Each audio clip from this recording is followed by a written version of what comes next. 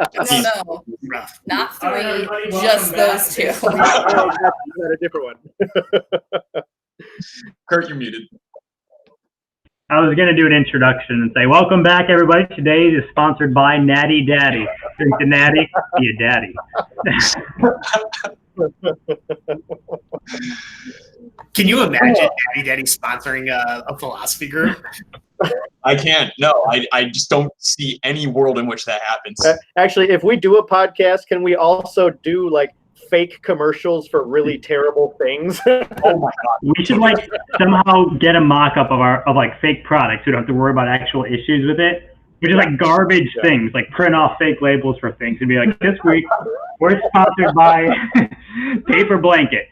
Blankets from paper. Thank you. Anyways. Love it. And also, especially like when we're back and we're like trying to do these, or just in general, it'd be hilarious if we got some momentum to just reach out to all of the absolute weirdest places just to try to get the weirdest sponsor ever. Even though it's like, just can you give us like $50? We just want to say you're our sponsor. Yeah, that's good. Wasn't Joe Rogan's one of his biggest ones like a condom company or something for the longest time? I was just gonna say that it'd be so funny to get $50 from like Trojan. Like, yeah, I know.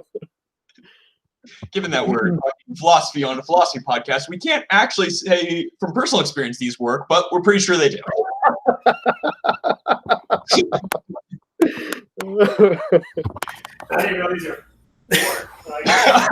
So you know how there's all the like rejected products from Shark Tank, like calling the rejected products from Shark Tank and asking them, "Hey, like, do you want us to sponsor you?" Yes. Oh, yeah. That's a good idea. Yeah, get them on their ground. Well, right. So philosophy of beauty. It's good stuff. So I think I said in the email, Kurt's his section out of McGilchrist talking about brutalist architecture and kind of how it is very, left brain oriented in that it is very concerned with efficiency and being able to kind of pattern match everything, which the latter isn't necessarily relevant to this, but the efficiency that got me thinking about Sir Roger Scruton's discussion on beauty that I sent the link to, in which he kind of goes through a brief history of art.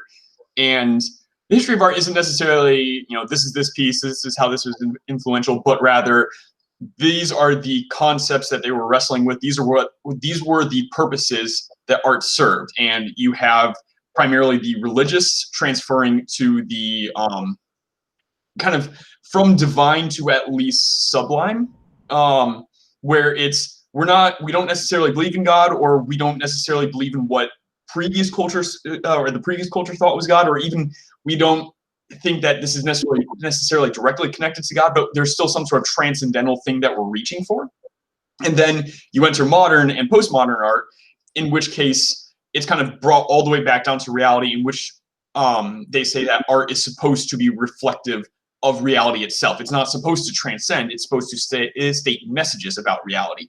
And to be fair, in some cases does so remarkably well. I don't want to pretend that like these artists are stupid. Like they're able to reflect reality in sometimes very poignant ways. But you do see kind of a shift in messages from we are trying to transcend, we are trying to be drawn up, to we are trying to be grounded, we are trying to be leveled. And I think that is an interesting debate that can happen within the art world. The two supplements I sent out, Solzhenitsyn's Nobel speech, in which he said that as kind of the three great pillars of kind of human nature or human culture or what have you, truth, goodness, and beauty, they're all kind of under attack. I mean, he saw postmodernism, he lived through the horrors of the Soviet Union. He saw truth and goodness, ironically enough, as the weakest of the three. And that beauty's unexpected nature, that it's almost its difficulty to pin down makes it uniquely capable of avoiding being assaulted. And then with David Foster Wallace, you have him playing pretty much with both ideas. And I wrote down a couple of quotes. that kind of recently pleasure has become a value, a teleological end in itself, and that TV promulgates the idea that good art is just art which make people like and depend on the vehicle which brings them the art. And so you have kind of another shift of art to be either what brings you down to reality or just what makes you feel good. Although if you'll note, like in recent TV shows, it seems to be more and more like not what will make you feel good, but what will depict how dark reality is. Look at everyone's thrill with HBO. You have some, admittedly, very high quality storytelling. But ask anyone, if you go and talk to anyone who's a fan of Game of Thrones or House of Cards or Westworld, I guarantee you, I liked what I saw of Westworld and House of Cards. Like, I thought they were quality shows. But I guarantee you one of the first words that are going to come out of their mouth is, it's such a dark show, because it is. And it's reflective of the darker parts of reality. Again, not saying that's necessarily a bad thing, but I think it is kind of a noteworthy thing that we've even gone from things that make people feel good to reflective of reality. It's not drawing them up, it's bringing them down. Look at House of Cards versus West Wing. West Wing, it makes you feel good. It's got all the feel-good moral messages, and oh yeah, politicians, they really are kind of working together to bring people up. It's reflecting the reality that we want, but given that it's not reflective of the reality that is, we go to House of Cards, where every single politician is a cynical, manipulative, power-hungry individual that is going to screw over anyone, because that is what we see in reality. Wallace says quite a few other things. I think the favorite of which, just a sec, let me put it and then I'll stop talking and let you guys actually start talking. Look, man, or quote, look, man, we probably, most of us, agree that these are dark times and stupid ones. But do we need fiction that does nothing but dramatize how dark and stupid everything is? In dark times, the definition of good art would seem to be art that locates and applies CPR to those elements of what's human and magical that still live and glow despite the time's darkness. Really good fiction could have as dark a worldview as it wished, but it'd find a way to depict the world and to illuminate the possibilities for being alive and human in that world. So I think it's an important topic, because especially in the now very, very cliche times as these, should art be reflective of the horrors of coronavirus or the transcending thereof? Even if we're not actually transcending it, should our art depict transcendence? And then I've also, do you want me to go over the questions to consider I put in the email, or you guys have eyes as well. Although if we're recording this for an eventual podcast, I can also. Yeah, why don't you go over them? Yeah, go over. I think it's helpful for you to say them. Great. So the questions I kind of put to consider, and I also wrote down a new one. So Solzhenitsyn, he was not unaware of postmodern art. This guy was a genius. He had been around the world. He was smart. Why did he still contend that beauty was uniquely qualified to save truth and goodness? One of postmodern art's central projects is to claim that ugly is beautiful and vice versa. Second, is there any place for postmodernism's approach to art? Many modern and postmodern art pieces do carry important messages. Does their ostensible lack of beauty disqualify them from any place at the artist's table? Scruton deplores Andrew Serrano's Piss Christ, and understandably so, but Serrano is also a devout Catholic, and who in making that piece was attempting to show the horrors of the crucifixion in a new light. Quote, what it symbolizes is the way Christ died. The blood came out of him, but so did the piss and the shit. End quote. I'll also note that there was an art critic who was also a nun, and she actually quite liked it and said that it was also kind of an indictment upon how we oftentimes treat Christ ourselves. So there are arguably edifying messages that can be derived even from what could arguably be said to be quite ugly and not transcending.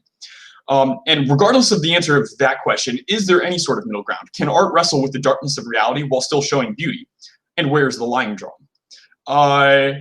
Then the question I had concerning the pleasure becoming a value, a teleological end in itself, how does pleasure differ from aesthetic enjoyment? Why is the pleasurable entertainment of insert pop culture dribble here inferior to what is considered high art? Why is Jersey Shore? It brings people happiness, I guess. I haven't seen it, for the record. But people like it. Definitely. Steven, I thought you were on Jersey Shore. Dude, the Gym Tan Laundry. I think that's what it is, right? Every day, man. So, and I mean, that is directly related to David Foster Wallace's quote. I think TV promulgates the idea that good art is just art, which makes people like and depend on the vehicle which brings them the art. So does that provide any clarity with that? And then the last eternally frustrating question, who's to say what is beautiful? How can one make a compelling case that one piece of music is lovely and one isn't? So some very trivial questions. I'm sure we'll be done with this in 5 minutes. Yeah, right. Man, I'm not gonna lie. I feel really Socratic doing this, but I feel like for this whole discussion, I need to know what art and beauty are before I can even proceed. I never apologize for being Socratic. Never. Though to an extent, that is kind of how we ended up in this mess in the first place. So Duchamp's urinal, that his whole point in that was, what is beauty? Like, you all claim that you know what beauty is. I'm going to say this is beautiful. Prove me wrong. And so it is kind of this deconstructive approach to art of saying, well, like, you know, technically this could be considered beautiful. Technically this could be considered beautiful. While I am very reluctant to ever critique my man Socrates, I would actually kind of argue that is that any more help, or is that helpful in this approach? I mean, we all have this. Maybe that's one of the annoying things is with the last question. We all have this vague idea of what art is. We all have this vague idea of what beauty is, but it is really difficult to pin down. Kurt, you may know this, the origin of this, but there was apparently some judge in some sort of trial over something that was considered pornographic in his pornography. Yeah. So for a long time, the Supreme Court, not for a long time, for a little while, it came down to the Supreme Court of the United States was just watching films to decide if they were pornographic or not. And it started out with just one. And then it ended up being so many got appealed then. They're like, sit and watch all this porn. And they were like, guys, this is not a good, we got to figure this out. Like, the famous quote you're going for is, you know, I don't know what to call it, but you know it when I see it. Or I know it when I see it, you know. Yeah.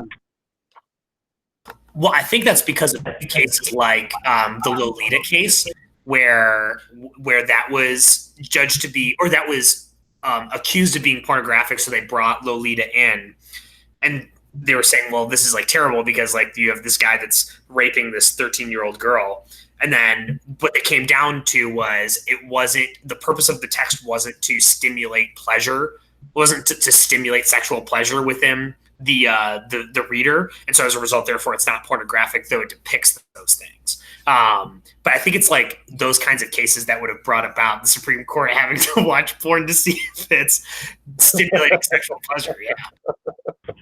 So I'll take a stab at least art. This is all going to be pretty loose and rough, but I think it's useful to come with a working definition. I think one element is that it is not useful. Its actual function utility does not derive economic value, or no, it does not derive economic value from utility, but rather from experience of others. So other people watching it or experiencing it in some manner is why it gains economic value, rather than creating some type of good related to survival, or, you know, its value is experiential. That was very poorly and awkwardly said, but I think it came around to what I wanted.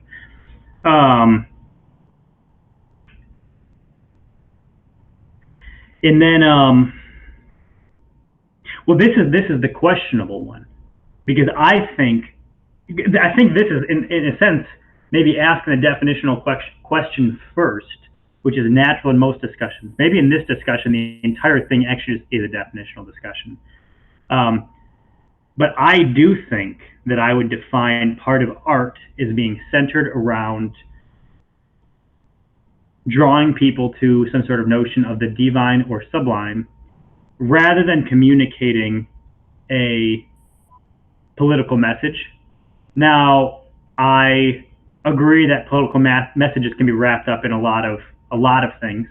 I also agree there's a lot of things we've traditionally considered art that have pushed these messages.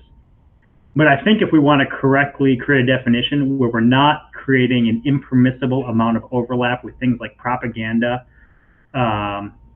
we have to ask, what are we doing with these things that make them feel artistic? And I think it has to be drawing people to some sense of otherworldliness. I know you guys can add on that. I'm just trying to start to take a stab at it. So with that, this drawing towards otherworldliness, it doesn't necessarily exclude the political or the social statement or what have you, but those have to be incidental, much like Dante's Inferno has plenty of politics in it, but those are all kind of incidental. That would be exactly like that. I mean, yeah, you can never help that things come out, but I would say certain books.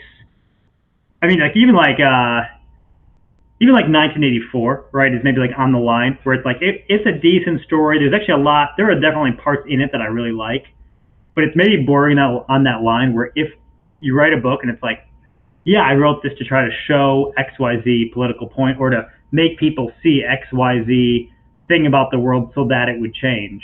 It's like, feels like you were just trying to communicate a message that arguably might have been, like, if what you're trying to accomplish from art would have been better accomplished if you had some sort of magical ability to get 100,000 people to suddenly agree with you. It's like, I don't think that's art. I think you were using art to accomplish something. That's a good way to put that. I like that. Yeah. That was actually my fear with the Crucible, actually, when we were discussing it, is that the Crucible is simply a propaganda piece for against McCarthyism. I think we made it art. We redeemed it.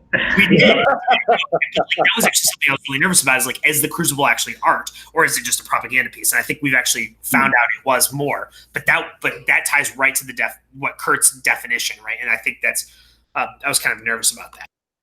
Does that definition allow for tragedy? Because does tragedy draw you towards the sublime or the divine?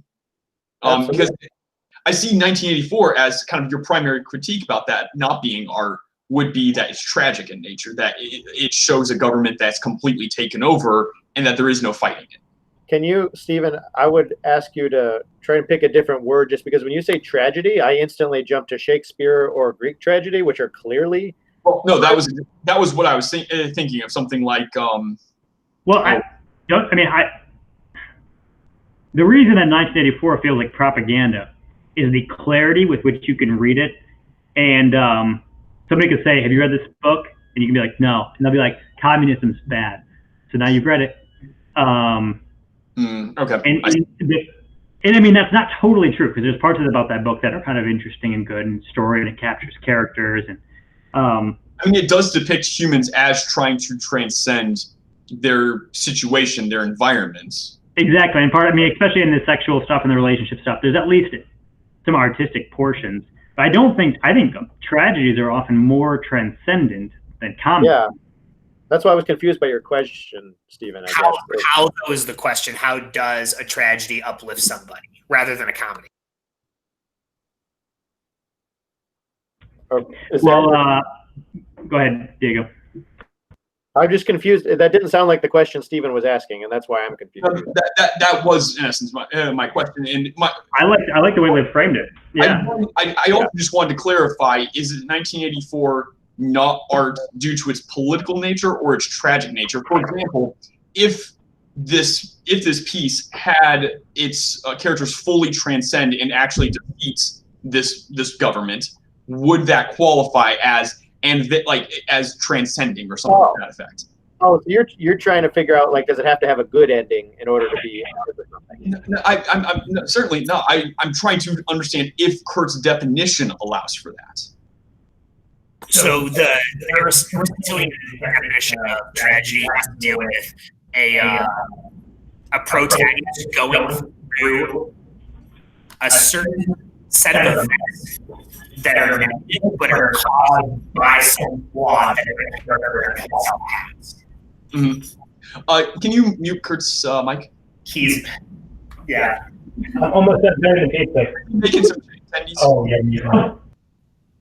And so for 1984, it's unclear that Shoot, what's the protagonist's name?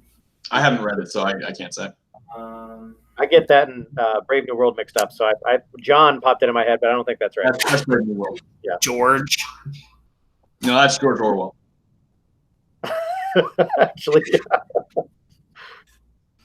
These are Shoot. for whoever, Tori. Thank you. we're failing as That's intellectuals. okay. Hang on. Characters. Winston. There you go. Yeah. Oh So- yeah, Churchill. Yeah. Yeah, it's unclear to me that Winston has a flaw about him that makes all the negative events of 1984 occur because of him. Where all of our Greek and Shakespearean tragedies, it's because of the flaw of the protagonist. That's why they occur, and that's why they're uplifting, is because we can learn from them that their flaw causes tragedy, and that's how we can be better people. I see. Okay. That follows. So if the environment is dark and the character is in general good, like certainly may have flaws, may have room to grow, is it still possible that there be a tragedy within that? As in, the bad things that are happening are not within the protagonist's control. What would that fall under then? It's certainly not going to be comedy. It's maybe No. So that's going to be, if anything, it's going to, according to Northrop Frye, it's going to be like satire, or which is related to the essence of evil.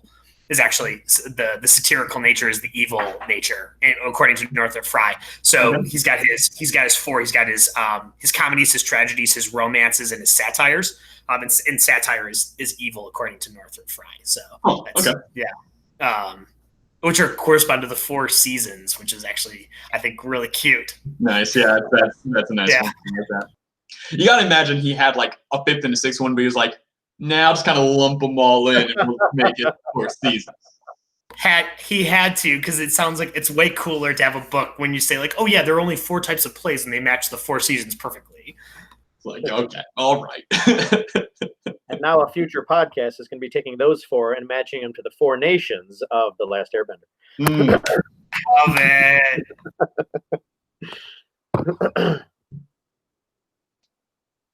So we got off track here. So we were what we decided is that certain propaganda pieces are not actually art. So Kurt is positing that 1984 is not a piece of art, which I think is actually pretty interesting. Well, no, I said it was. I said it was close. I actually think it is art, but it's a good example of a type of book that it feels close enough. Like all it's trying to do is get you to believe a certain, singular proposition that if everyone already believed, he wouldn't write the book, right? If a book feels like, well, if everybody already believed this one idea, I wouldn't have written this. I would argue that's probably propaganda. I'm not sure 1984 crosses the line. I just think it's a good example that many people have read that's close. Well, and it connects to part of what they were talking about. And Stephen, I think one of your later questions, if I remember right, but I don't help me remember how you worded it. But you were trying to talk about like if just a piece of art or supposed allegedly art it is mostly symbolizing the idea, right? Some idea that it considers great or that the artist considers great. That might be enough to call it art, right? Can you help me out, Stephen? Actually, I'm sorry. I'm trying to think that it has to be more related to the idea than an actual like concrete concept or I apologize. I never remember details, and I thought I remembered you saying something about that in your email here, and now maybe I made that up.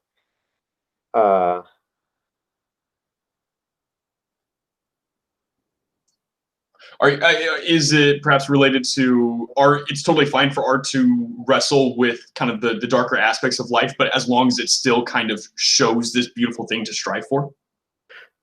No. So, okay, I think I found it here. So you said, is there any place for postmodernism's approach to art? Right? Many modern/postmodern art pieces do carry important messages. So in my head, ideas and messages, right? The message that it's carrying. And then you were using the example of Piss Christ, right? Which I think you could probably argue is ugly. I think what's the guy's name? Scruton? Andrew Serna. No, the guy in the video. Roger Scruton. Yeah, who I really appreciated him. He's definitely not better than Jordan Peterson, but I appreciate that was a great. I'd be wrong. That was a great shots fired moment, by the way. I appreciated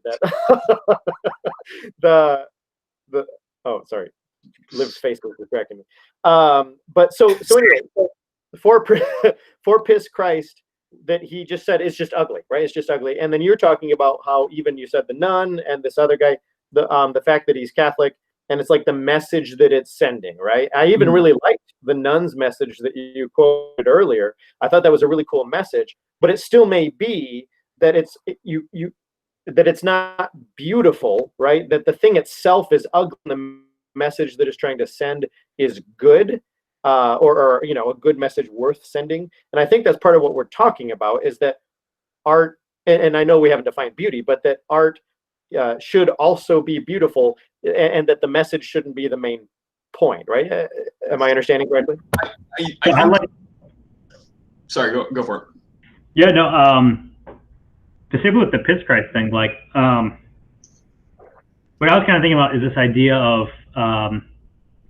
humans and Christ having this duality of nature, obviously more extreme with Christ, but like the sense of which we're sort of just these animals, and it's really easy for us to just, it is and can be, to a very negative extreme, be easy for us to see ourselves as just sort of bags of meat that just kind of live and die and consume things while we're here, just organisms, just whatever.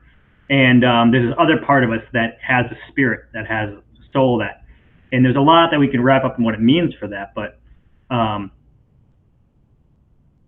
maybe as I'm thinking about it, what part of what I mean by draws people to sublime is draws out of you that part of people that understands themselves to be made in the image of God, or to be more than just, a bag of meat with some programming so that it can get around or whatever. That draws you out. And tragedy and comedy, I think, can both do that.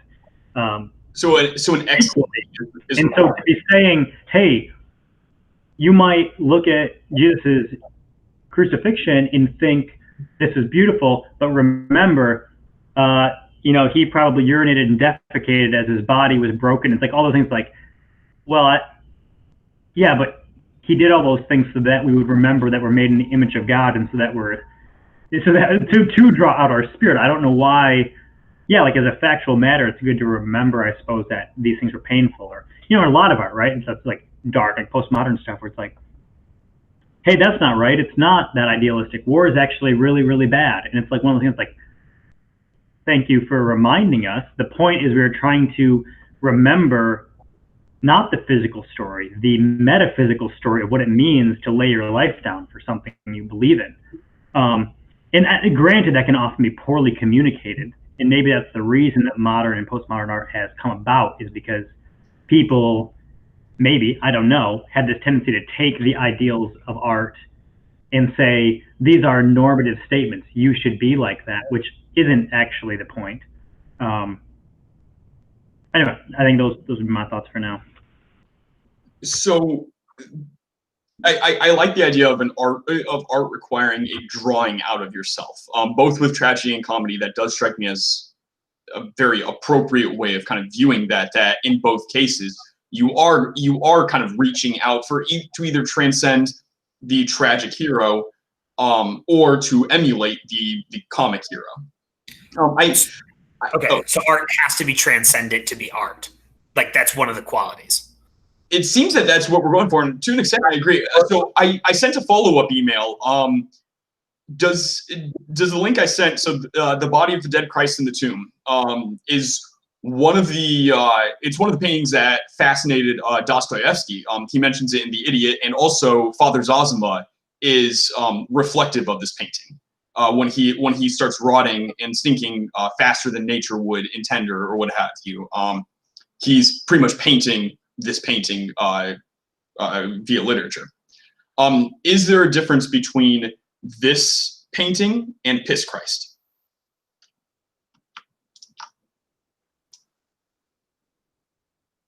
Because it is interesting that towards later years, you do get more and more grim paintings of Christ, the deposition of the cross, crucifixes, where it does seem to be more centered around the pain rather than the hope that has brought. Although, if you look at the Wikipedia article, the centerpiece of that altarpiece one where it shows Christ, I think, if I recall correctly, that was an altarpiece at a church that served a hospital primarily. And so it was designed to show Christ suffering as the patients were suffering. So I think there certainly is a middle ground, but one of the big critiques of the body of the dead Christ in the tomb is that there wasn't really anything redemptive about it. It shows Christ putrefying, and that's all.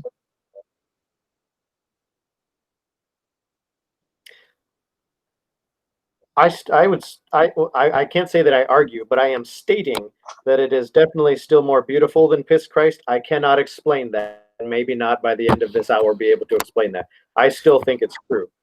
So medium certainly matters, and there's a degree to where like that has to be part of what I think you're probably wrestling with, Diego, is the fact that using actual piss and blood does something different. However, I think both Tori and I would agree that we actually think Piss Christ has beauty in it. So that's something that we actually do find to be beautiful. So I think it's interesting that you find it ugly, where we actually had different disagreements.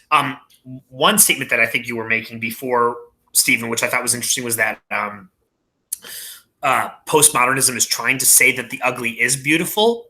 I don't know if I agree with that completely.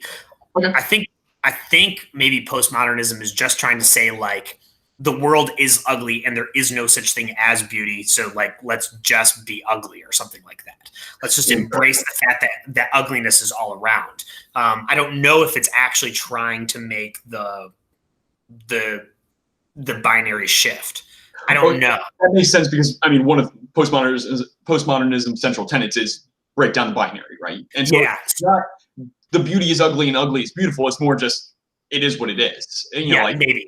It's not good. It's not bad. It's not beautiful. It's not ugly. Just the world is, and so we're going to try to represent it as it is. Yep, I like that more. Like that, you can't actually make a value judgment, which is exactly what Roger Scruton is actually going against, being like, no, that's the thing that's actually ruining us, is the fact that we're not able to make value judgments and say that the Sistine Chapel is better than the Fountain by Marcel Duchamp. It's like, no, clearly the Sistine Chapel is a better piece of artwork. But like you're gonna have those like dumbheads out there that are like, no, like all art is like subjective, and it's like you just think it is, and it's like, bull. The Fountain is crap. Yeah, like we all know it, and yet, I mean, it does kind of get back to McGilchrist and saying that like the more specific, abstract, data-driven, as it were, part of us wants to say, okay, well, why is it more beautiful? Like, give me some quantifiable data on how it's more beautiful. And to an extent, I can't understand the frustration. Well, not to an extent, I do understand the frustration of like, but why is the Sistine Chapel more beautiful than Urinal? Like, Right. So this is where I like freaking love Kant. I don't know if you guys got into this, but I definitely read part of Kant's Critique of Judgment and just like went off on it. So for Kant, it's not a quantitative, it's simply just qualitative. Things are or aren't beautiful. It's just it is a binary for him. And the state of something being beautiful is if this is his definition. So beauty is a disinterested pleasure. It's when you feel pleasure at something where it can't actually give you anything. So if it can provide something for you, it's no longer beautiful. It can't be. It's only, the word that he uses is agreeable. So a really awesome piece of food on a table can never be beautiful. It can only be agreeable, no matter what they do to it. So even if they, unless you don't ever feel like eating it, that's like the weird thing about it. So like if like Gordon Ramsay did this like really awesome beef Wellington or something like that, and you look at it and you're like, that looks really tasty. It's not beautiful because you thought it was tasty. But if you're like, oh, that's beautiful, I would never want to eat that, then it's beautiful. Well, I'm actually curious. So like you go to a nice wedding and that wedding cake just looks absolutely lovely, and you like, I know I myself have stated several times about that sort of thing. Oh, like I feel bad eating this. Would that be beautiful? That might be, yeah. So if you want to derive any kind of actual tangible gain out of it, it can't be beautiful, right? So, and I think this has been a really helpful definition to me, because actually, even in the Roger Scruton piece that you sent, it's really interesting. He even states the Kant piece, and then some of his guests don't talk about beauty like Kant actually describes it. They actually go back to this piece is really beautiful because of what it's able to do. And it's like, nope, you missed the point, right? If it does something, you've already lost its beauty. So in that case, is communicating a message a sort of, is that enough to disqualify? Correct. According to Kant, you're right. So, I mean, it seems like applying that principle, you'd have to break it down by quality, not by object. So, for example, with the cake, the fact that the cake is appearing the way it does, the fact that we put all these designs on it, the fact that we colored it the way we did, doesn't help its taste at all. It doesn't accomplish anything besides make it look better. The fact that the cake also plays a role of other parts of it taste good, I don't think invalidates the beauty. I think if it looks good only because it tasted good, that would invalidate its beauty. My point, so here's the main example is like, you think about, a wife's beauty to her husband or whatever, romantic beauties, right? Like you want to think, all right, thanks, Lou. I think it contributed a lot. No, I mean, it's like, I don't think the fact that spouses play a useful role for each other invalidates the idea of beauty. I think it's the fact that the beauty itself doesn't help those roles allows it to be beauty. I don't know if I communicated that well, but you see how I'm breaking it down rather than by object and body to quality. So for Kant, how he would describe that is the actual feeling that you're having in the moment defines whether or not you're experiencing a moment of beauty or experiencing a moment of agreeableness. So this may be a little weird. If you look at your spouse or your girlfriend or something and you're like, man, I want to bang that, you're already in the agreeable. No longer, that is not beautiful because you have an interest in the pleasure that you're taking. So it would only when it's disinterested are you actually thinking that thing is beautiful. And so that when you're looking at the cake, if you have the feeling in your mind of, I want to eat that, you've lost the beauty. But if you look at it and you say like, that is a beautiful, masterful piece of art that someone has created and have no thought to its functionality, then you've experienced beauty. Which I kind of like that tie-in with Scruton described Plato's concept of the loves. And first it starts out as erotic in that like it is a romantic love, but eventually it transforms into a lot more disinterested love. I love this person for who they are, not because of what I can get out of it, but because they are what they are. And so I suppose as you start beholding the painting more and more, perhaps you do start becoming more disinterested. Maybe that is the true interest of art, is you would love this piece no matter what. Or, well, I mean, at that point, the analogy between like husband and wife breaks down. But I do like that as a heuristic for if something is beautiful, can you get anything out of it? Do you still love it? Well, so one thing that I'm a little confused on, though, is like it can't be communicating a message because a message is something that you get out of it. Well, I mean, transcendence is a form of message. I mean, like look at altarpieces; they are giving a message. This is the story of the cross. But I think the difference would be: are you wanting someone to think or do something, or are you hoping somebody will be something different themselves? And I get that I can't mathematically prove the difference, but I think what I want from art is for people to experience something that changes something about what they are, or gives them an experience that doesn't result in some sort of quantifiable action or reducible message. if really what you want from somebody, like, I mean, same whether you want to call it altarpiece or even like religious symbolism, like, if really just what you want is to show them, yeah, look, so this is a piece of art to show you that Jesus died. I mean, like, nobody's like, if that's all it's doing, it's like you could have just written that down. It's obviously supposed to be capturing something that shows you something deeper than what words could have done. That's more about what you are and what you're experiencing than what you do and what you say. Yeah, this is a good example of where reproductions of crucifixes don't do the same thing that certain pieces of artwork do.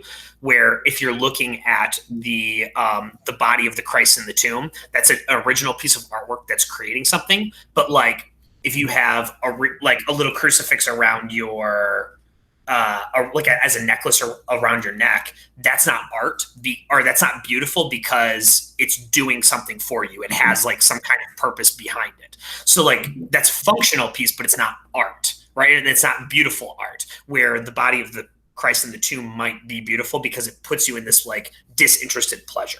That might be trying to put like instill like some sort of emotion, whereas like the crucifixes are just like functional. Yes.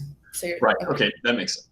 Yeah, functional in that, like, I mean, maybe hopefully you have better intentions than just like it's a fashion piece, but that is inevitably kind of one of the things. Also, like perhaps it also has a utility of like whenever I feel against me, I pray or something like that. But still, like that is a good function. Nothing wrong with that, but it's still a function that is not an end in itself. It's moved into goodness outside of beauty, right? So we have the three transcendentals. It can't be beautiful because it's become good. That's what Kant would say. I see. So this might spin off into something else that we just want to bracket for the time being. But I mean, eventually the transcendentals must meet, right? Or does Kant say like, no, they stay forever apart? Yeah, for Kant they're separate, which is weird. Yeah. Yeah, that's Yeah, I don't want to go into the weeds with that. I think I disagree, but I would actually have to think more about that. But interesting.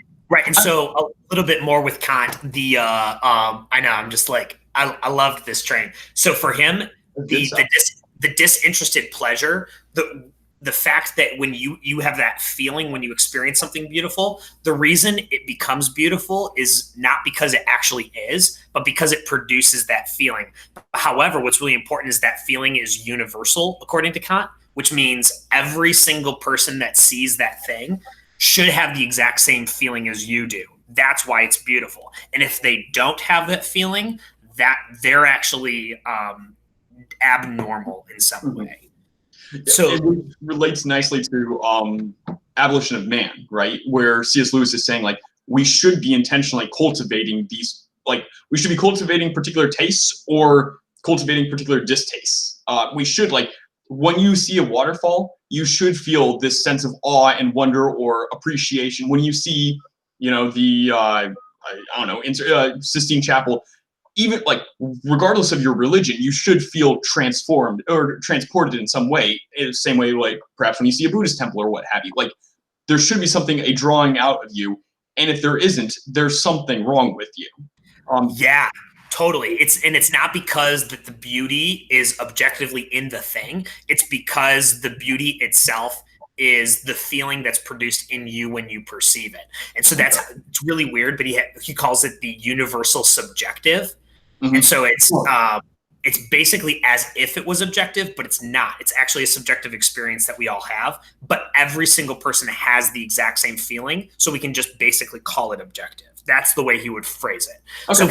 So he's attacking Plato, because Plato's like, no, the beauty is embedded into the object. And Kant's like, nope, it's embedded into your mind.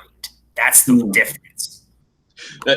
It's super fascinating because like, I know he goes on to ethics with a very similar approach on you must be disinterested, and I completely disagree with him on that. But I find myself agreeing with him on this whole aesthetics thing. Like I really like that. Yes. All right. I'm curious. Would somewhat shifting gears, but keeping on the body of Christ in the tomb, is that a similar example? So Scruton goes over two pieces, both of disheveled beds, one of which is a painting made in the 1800s, and one of which was made more recently. It was more of a performance art. would the painting of the painting Body of Christ in the Tomb be kind of a similar, or which would that fall under? Is it and I guess on that note, which would Piss Christ fall under? Sorry, what do you mean by which would it fall under? Oh, so at least according to Scruton, the former, the painting of a disheveled bed, is a beautiful piece of art. It is transforming what is an ugly piece of reality. It is transforming it and rendering it beautiful. It is drawing it up, and kind of drawing us up with it. Whereas for him, and I think I'm inclined to agree, the performance art piece, the disheveled bed that's just kind of put on the stage, has like, you know, a bunch of just kind of weird stuff lying around it, like a vodka bottle and like dirty socks and underwear and whatnot. It's just kind of all sitting there in an art gallery. He says, like, this isn't art, this isn't beautiful, this isn't transforming. And so I would, using Piss Christ and the Body of Christ in the Tomb, do both of those fall under the painting category where it's ugliness that's been transformed, or do they both fall under, like, this is ugliness that, like, is just being communicated via this medium? Well, I think sorry, this might not be directly responding to what you're asking. My issue with Piss Christ is that it's not about its art. It's trying to communicate. I actually agree that the aesthetic of it generally looks good. My issue with it is that its goal is to somehow seems to be accomplishing a message aside from the experiential value, which is kind of what we're saying art is, right? The universal subjective, the sense that we all experience something when we look at it. So you look at the painting, it's like, that's a pretty nice painting. Then it's like, but wait, it's made out of this. It's like, oh, okay, thank you for that. Like that, I mean, that you kind of stepped outside of art to give me a propaganda piece or to tell me some type of message. I see. Huh.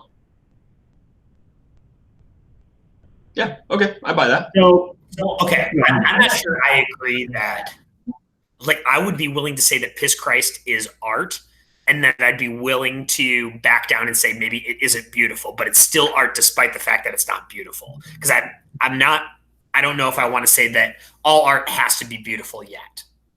Okay. And why would you say that art doesn't have to be beautiful?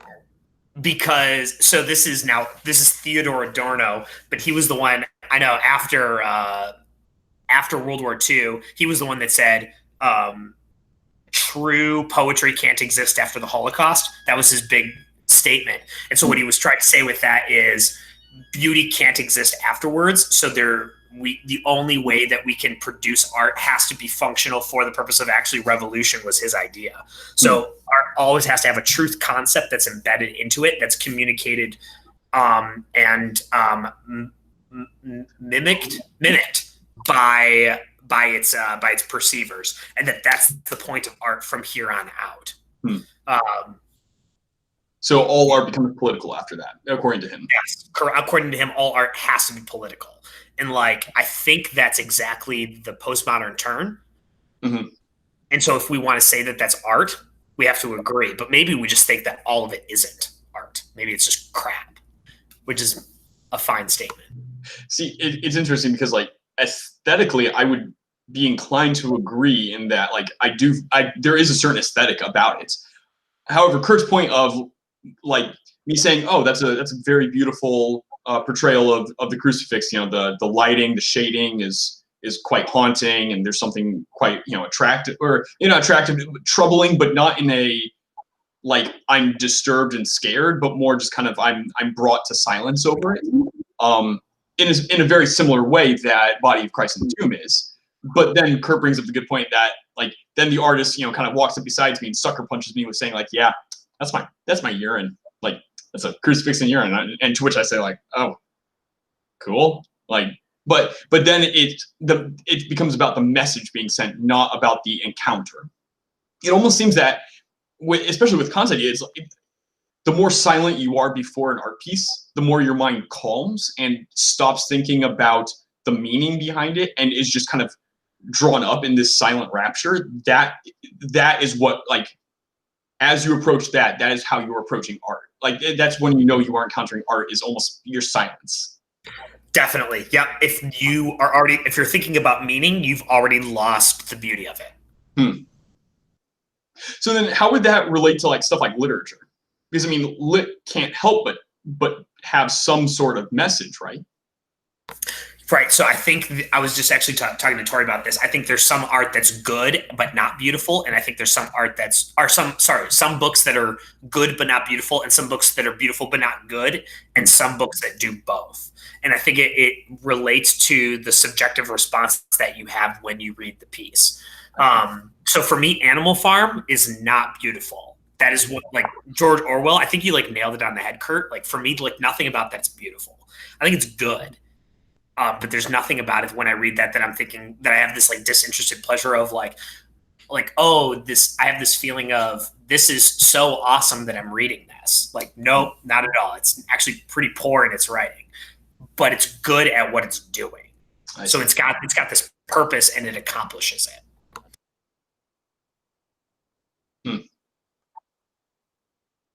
When you use the word good, you don't mean it in a platonic, like, truth, beauty, goodness sense. You just mean like it's serving its purpose well. It's doing what it's trying to do well, right? Yeah. So that would be Kant's definition, right? Is if a thing is accomplishing its teleology, like its final goal, that's what's good. So when a knife cuts, it's a good knife. So if a knife doesn't cut, it's a bad knife, right? So if a book has an intended purpose, and if it accomplishes that purpose, then it's good. So it depends on the purpose. And that, I know that gets really dicey because that has to deal with the author, but. So does oh, sorry, Kurt. No, go ahead. Well, I was going to shift topics, so if you So want was to. Oh, nice. So I was going to go, I mean, we've spent a lot of time wrestling with just the what is art stuff, but I'm curious, the idea of beauty will save the world is really interesting to me. Mm-hmm. And that's what I was interested in talking about a little more. Sorry, what was that, Liv? Oh, that line comes from Idiot and Dostoevsky. I knew Kurt was going to bring it up. Nice. I still need to read The Idiot. I've heard it's quite good. Yeah, I do like how Solzhenitsyn starts off with saying, like, yeah, Dosto said this, and then I thought it was the stupidest thing I ever heard in my life. And then kind of eventually concludes, like, no, he was absolutely right in this, and that this is kind of the one thing that can keep us, this can keep us afloat. Kind of when everything else, like when truth is being assailed, when goodness is being assailed, beauty is still something that can draw us up in unexpected ways. So, like, I mean, I'm thinking of, like maybe Sam in The Return of the King, where, goodness has been stripped away. He's in the middle of Mordor. Truth has been stripped away. Like, kind of everything's being consumed by this ring, and it doesn't matter what's true or false. All that matters is throw the ring into the volcano. But all of a sudden he's struck with, so maybe not truth has been stripped away, but truth doesn't matter anymore. There is no true or false that has really any bearing on their fate. All that matter, but he sees a star, and that beauty kind of draws him up in a way that a mathematical formula of, hey, don't worry, you are going to get through this. Like, even that, it seems that he might just disbelieve that. Or a simple proposition of, if you drop this, you will, or if you make it there, you will live. Or, if then statements aren't going to inspire him, but seeing a star will. And it seems that somewhat what Solzhenitsyn is playing with.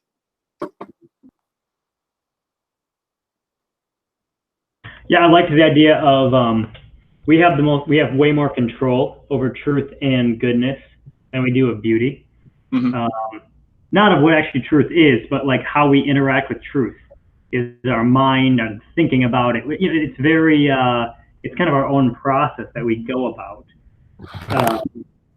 And goodness is similar. Our ability to start delude ourselves from it is quite strong. Whereas beauty is sort of a response where we are being molded by something else.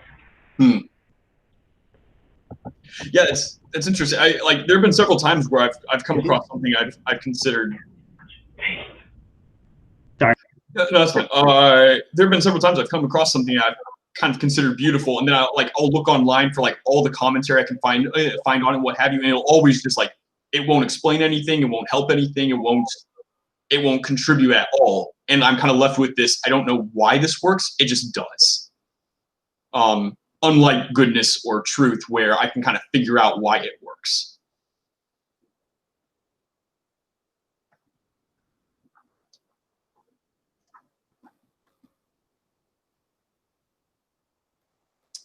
Yep, that's about that, I guess. Diego, any thoughts? No, my brain's not working very well this evening. That's all right. I've been feeling similar. Sorry, I haven't contributed much. All good. I think I'm just feeling tired. Yeah, I keep reading that it's almost 9 for you guys. Yeah, our stay-at-home got extended today, so we're all depressed too. What do you say? I actually didn't know that. Are you serious? Surprise. 28.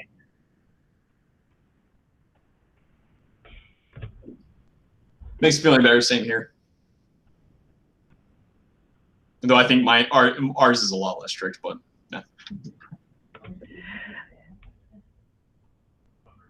And we're back. Do you have more thoughts?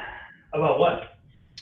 We're Diego and I just admitted to being a little out of it. Yeah, any more steam to fuel conversation? Feel like that.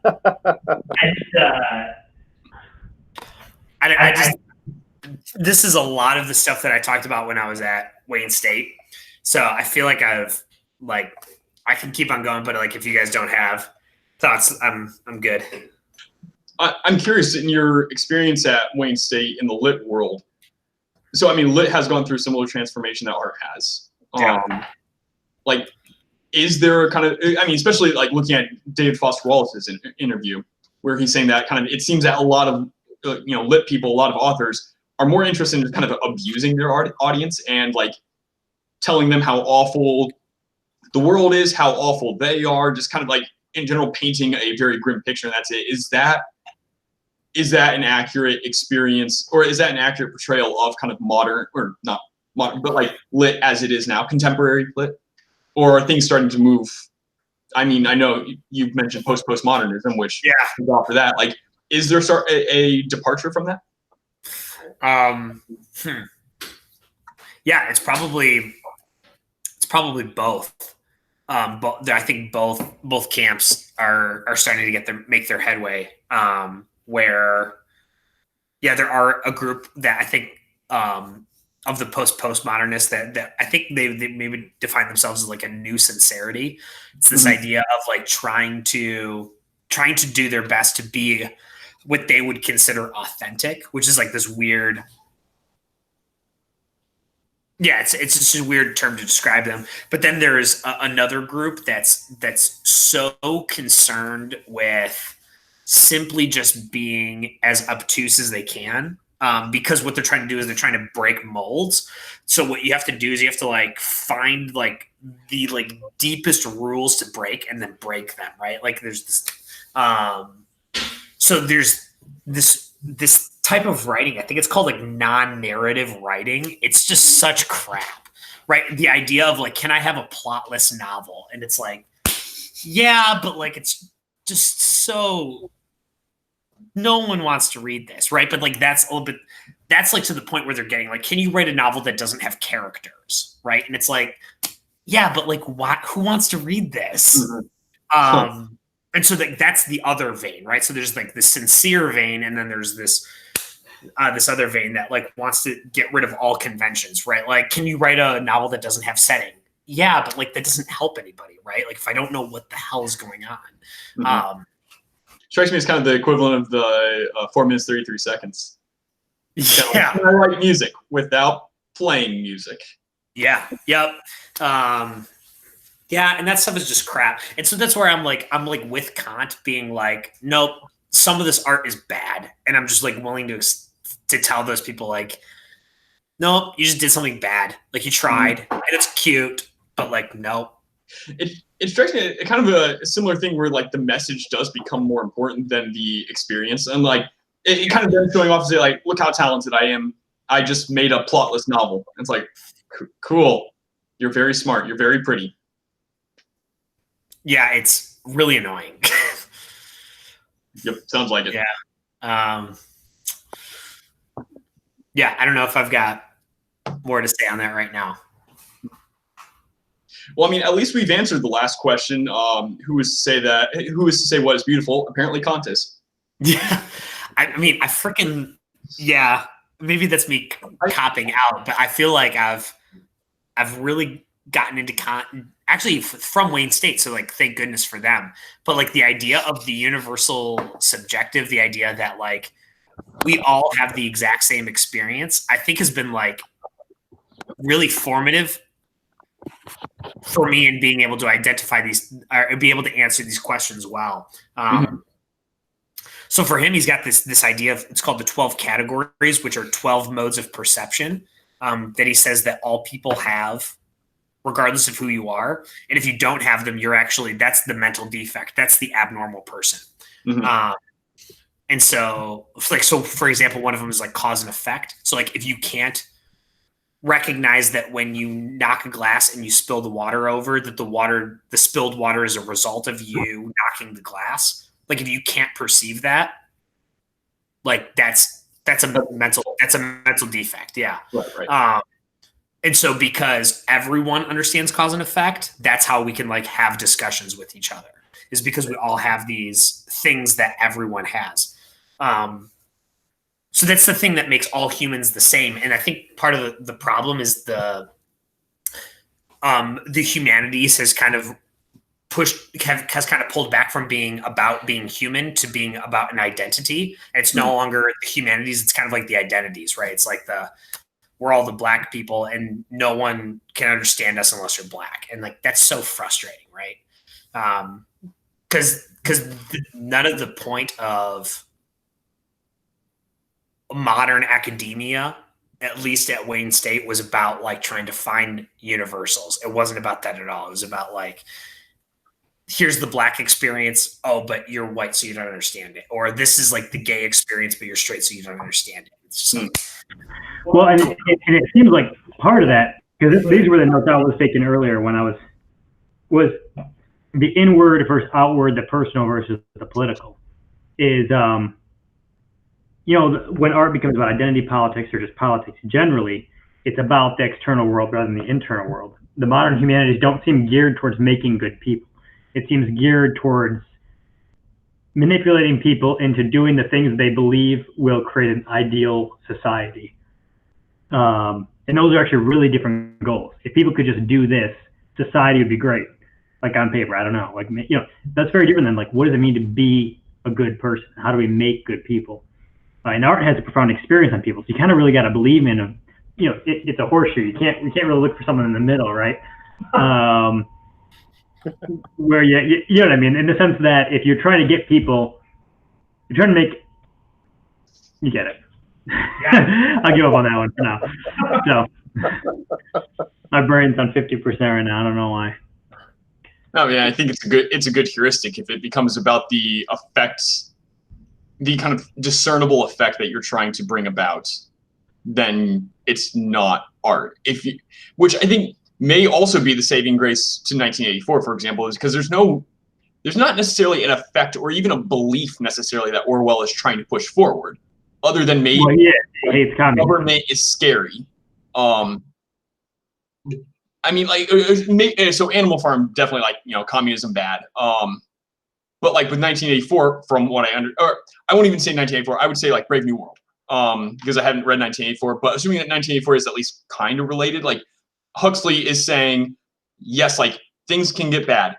Don't let this happen. But I don't think he's actually afraid of that specific thing happening. I think he's just more of, remember what it is to be human and try not to let this sort of thing happen. Like be better than this. But there doesn't seem to be any sort of concrete thing he's going for. Whereas it seems that a lot of what Kurt and Liv are describing is a lot more like these are the concrete things they want to happen.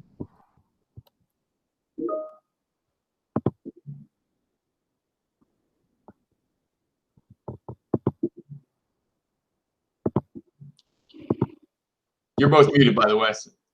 The natty daddy is causing Kurt to burp. I needed somebody to book me. Okay. Can someone book Kurt? No, one of the things I find really frustrating is that I think a lot of artwork is actually for the purposes of splitting up humanity into subgroups. And maybe that's part of the thing that I'm finding really frustrating is like, we're not trying to find universals now. We're actually trying to find particulars in art. And like, maybe that's like one of the things that's really frustrating is it's like, well, that doesn't help, right? That's that's intentionally alienating. Kurt over here can't contain himself. I got a good burp out.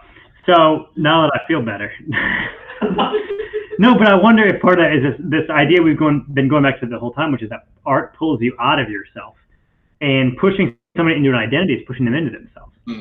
So if your art piece is meant to make you feel like, yeah, I'm an American patriot, we should fight the British, it's like, well, that didn't draw you out of being you, that pushed you into being you. Yeah, anyway. And I mean, maybe the small part of art we can feel in something like that. So I do tend to think that these things can be mixed up a lot. Is the part of you that's drawn out of your own self-interest could maybe be called art to a small degree. The more abstract you're being drawn to, though, the more art. Yeah, that's exactly right. I think real art is not drawing you out of you to be a patriot or drawing you out of you to be part of this group, which I actually don't think is what most postmodern stuff is doing. I think it's actually pushing you into your own mind specifically. But even so, even when you're being drawn out of yourself to, like, you know, join the army because you really believe we got to like fight Nazi Germany, I think that's good, but I really do think the higher form of art is drawing you higher than just to a group of people. It's drawing you to a sense of humanity or above. Yeah, one of the recurring themes in Infinite Jest was the ecstasy of Saint Teresa. And this idea of her being drawn out of herself, that, I mean, in general, Wallace just loved this idea of being drawn to something greater. I mean, you see that throughout pretty much most of his pieces, is this idea of, well, ecstasy. Right. So art would have to theoretically be universal to be art. Like, everyone has to understand it, because if there is a group that is isolated from that experience, then it's not art, because it's not communicating to that group. Exceptions.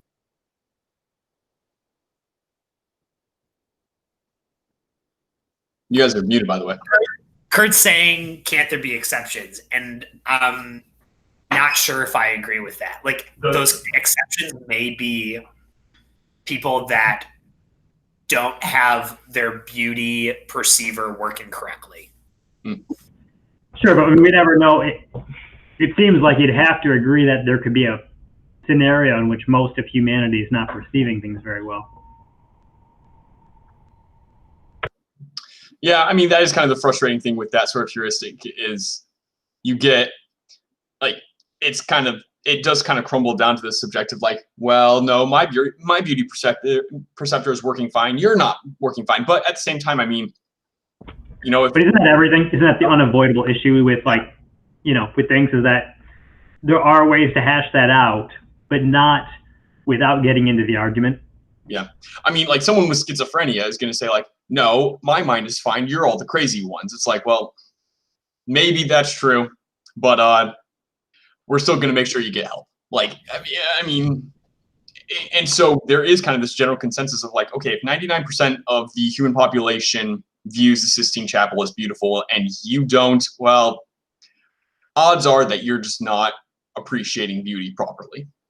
Right. I think this is a place where maybe like the democratic ideal works in some kind of sense. Like, the popularity of Harry Potter is indicative of the fact that Harry Potter is beautiful and good in some respect. Like, it's doing something. Where oh gosh, what's like one of the most obscure things I can think of? Like Wittgenstein's Mistress by David Markson. Right? Like, no one freaking knows about this. It's like, why does no one know? Because it's crap. Right? Like, it's like, there is something about, like, the general consensus that helps us define what is beautiful. I'm wondering if that's the case, whether we can rely on democracy or not. I don't think totally, because then you'd have to throw in Game of Thrones and all the other, big books or big whatevers that get super big. Yeah, I'm taking shots at Game of Thrones. Sorry, but like, I mean, in general, That's you have good. to involve Is it peasants. going to have longevity, though? what? Is it going to have longevity? Yeah. Will Game of Thrones have longevity where Oh. people are going to be watching it in 30 years? No, absolutely not. But Also, Then- well, for then those it's not. Only because season 8's For those of you who are fans of Game of Thrones, I cast no judgment. One of my favorite shows is Always Sunny in Philadelphia. So you have impeccable taste compared to me. so if you meant I want to Democratic, go back to the fact that, like, when we say even democratic, though, I think we have to bring it back to what we mean by democratic, which is we could use this to say, what I do not think would be correct to the idea is to say, let's ask everybody, what did you think of this? Did you like it? No, okay, I liked it. Like, I think it would be, we look at everybody and we say, what effect did this have on people? Did 90% of people become more human when they experienced this thing? Did 80% of people become more human? The fact that, all these people watched this certain movie and became more hateful towards, their parents' generation because they think the world is doing things wrong. It's like, well, yeah, I get you liked it, but that didn't make you more human. It just made you more angry. And so I think when we're talking about, like, how we're parsing this out, I think the idea of numbers, of how many people were affected by this, is probably part of the universal subjective. But I do think that we have to tailor that into the view of, we're not asking, did you like it? We're asking, did it change you? And then how so? I like that. Yeah, if this had a certain effect for the better, if this drew you towards the virtues or drew you to be a better human, I mean, or just as simple as drew you out of yourself, if that is the general effect, then arguably it's art. And those who aren't experiencing that, there's possibly something wrong, and they need to have their tastes or they need to cultivate their tastes better. Whereas the ones that are like 50-50, then, I mean, I guess we can just kind of rest in the grain and just be like, maybe it is, maybe it isn't. It's on the fence. Some people will have that effect. Some people it won't. This makes me wonder if that we're still, that we're distinguishing between good art versus beautiful art, and that Game of Thrones might be beautiful, but it's not good. And I actually like that definition, where, like, there's a large majority of people that watch the show and like it, and it's like, okay, cool, it's beautiful, right? But it didn't produce a positive effect in people, which is what Kurt is going with. So then we can say, like, actually Game of Thrones is bad, but it's beautiful. And I actually like being able to make those distinctions. I like the distinction, but I think, correct me if I'm wrong, Kurt, you were more saying, like, art will draw you to be a better person, and therefore, if Game of Thrones isn't drawing you to be a better person, it's not art. I haven't figured out where I'm at with the whole beauty thing and how that fits into the art thing. I would say I think exactly, because the triple stool pegs, the truth, beauty, and goodness, are always considered like just different sides of the same thing. Like, for something to be truly beautiful is also for it to be good and to point towards the big T truth. And they were always like, you can never separate the ones from the other. So if you're going to call something beautiful, part of what you're doing is you're associating it with those other things, those platonic forms, truth and goodness and beauty, right? That's the idea. Right. So, yeah. I think I'm just becoming way more Kantian than Platonic, and maybe that's a bad thing. and we're on different sides of the fence on that.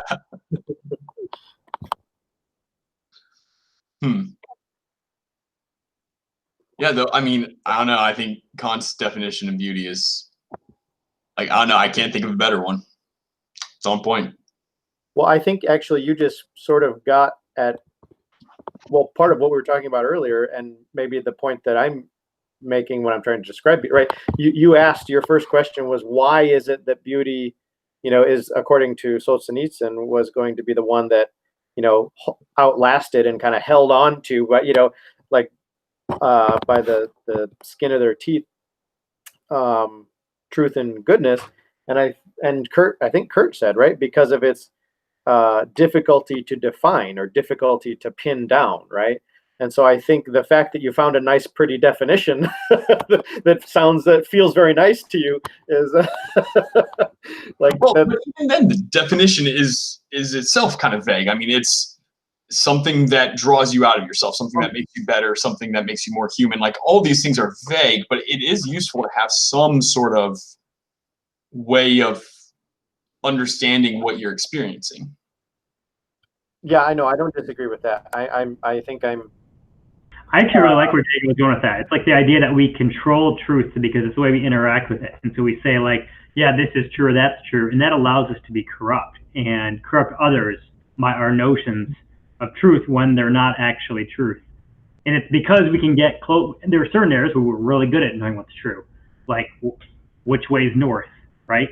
And so we're used to being able to grasp truth, and then we end up manipulating it. Good is it's probably similar. There's certain areas where we're just really sure what's good because there's really obvious bads and there's really obvious goods, and so we end up manipulating it in the in-betweens. Maybe part of beauty's saving grace is that while there's obvious experiences where there's things we experience that we're like, this is definitely beautiful, when challenged on it, we rarely can really tell you why. Thus, our ability to manipulate others with what is beautiful is very diminished. Well, and I want to say too, I think like when you're asking for a definition, which I am not typically against. I love the Socratic thing that you were doing at the beginning, Liv, and I'm not against it here either. But going with our conversation last week, the McGilchrist thing, that wasn't last week, but that was whatever. Okay. 3 weeks ago. Right, trying to make it overly analytical, I think, right? Very verbal, very left brain, right? Whereas, so I was actually very interested, Stephen, that you picked this topic. I really did like the topic. I apologize, I've been quiet tonight, but that was a great topic. But but it was interesting to me that you picked it because typically in any intellectual conversation, you tend to always gravitate towards the analytical side. Where what I would say, I often tend to gravitate towards the word I want to use is intuitive. And I think like beauty and art historically have always been like understood to be more on the intuitive side. Like what makes something beautiful, it is something intuitive. It's something like that's part of what's cool about it is I think some of those most beautiful like paintings that were in the video, which that video was awesome too. I'm sending that to other people. It was great. Nice. But what would you say? I said, certain as the man was, rest in peace. He died this year. Oh, did he? Oh no. Okay. But is that so many of those art pieces, or even when he was talking about landscaping and nature, right? You can just take a person, right, and not having an art conversation, sit that person in front of one of these things and have them look at it, and then have them talk about it. And I'm just quite certain that most people are gonna like talk about some sort of, experience, some sort of transcendent experience, or just not being able to stop looking at, or whatever, the language that we typically associate with the most beautiful pieces of art, especially when we experience them in person, as opposed to just through, like looking at a digital copy of it. Mm-hmm. And I think that's the point, is that your definition is kind of coming, even when you talk about the democracy thing, I like where you were going, Kurt, I guess, because it's not a democracy of do I like it, it's a democracy of does it move me and push me towards the good? Does it, make me want to understand the truth of the universe better, just by looking at it and experiencing it? And anyway, so what that's worth.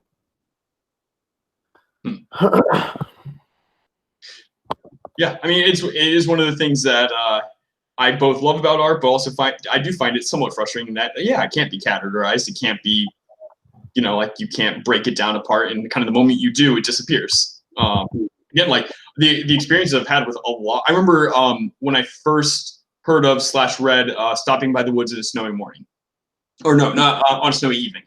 And I remember reading it and absolutely loving it. Yes. I kept trying to find like different analytics on it and different like interpretations.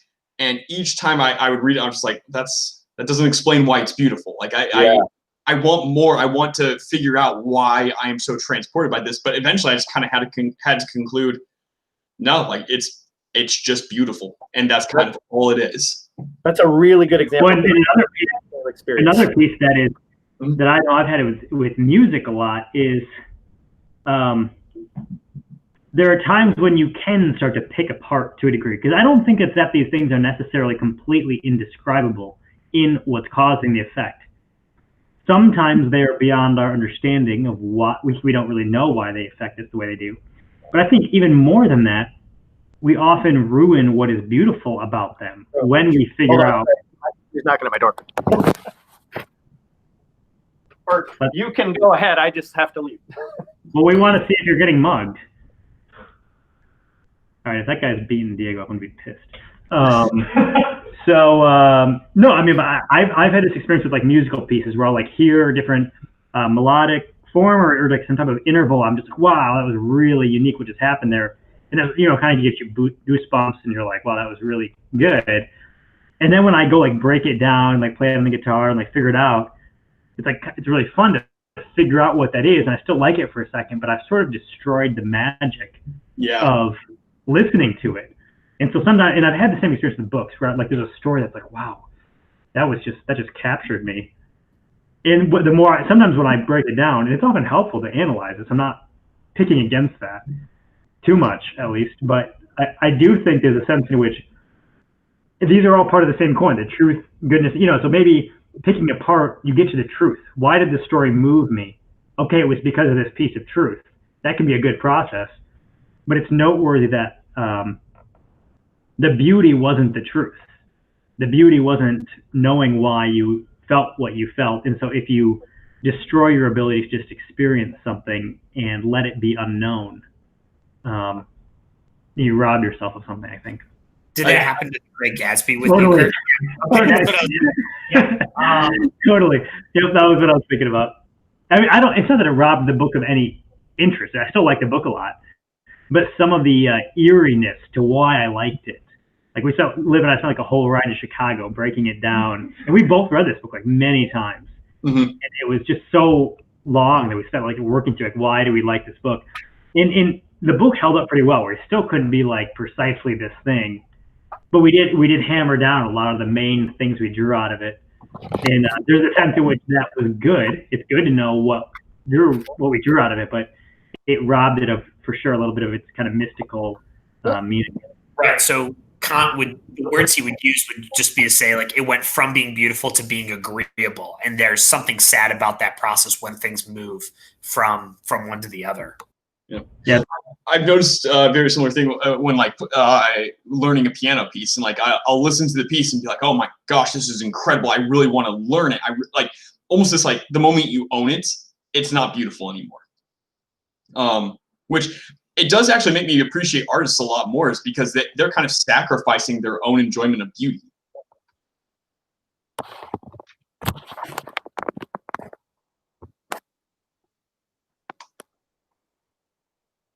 Mm-hmm. How'd it go at the door, Diego? You see anything beautiful? Oh, fine. Yes, two beautiful men. That's a story. Mormon? How did you know they were beautiful? Yeah, we could go into that. That'd be helpful to the conversation. Actually, I didn't realize what time it was. I need to get going, but it was good to see you guys. I'll see you later. Nice to meet you, by the way. I don't think I officially met you. Yeah. And then, Diego. are you next week? I am next week. Yep. So, all right. Bye. See you. Oh, yeah.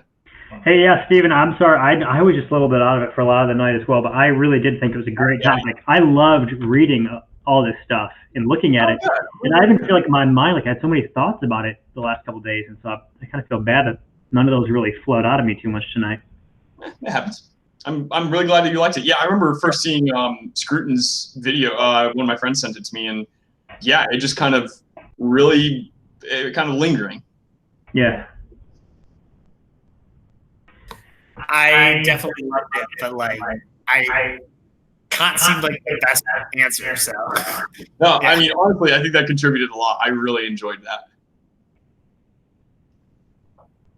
Yeah, it was good. Indeed. Thanks for joining us, Tori. Yeah. Oh no.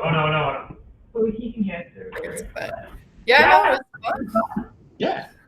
Glad We you spent a did. lot of the afternoon discussing it too, actually. We did. Oh, really? Nice. So for us, the big discrepancy that we have is I don't think Jackson Pollock is beautiful, but she does. And so that's like Moment of ignorance. Who's Jackson Pollock? he's the one that does like the splatter paint. Like you can look it up. I think it's called Autumn Autumn Story, I think.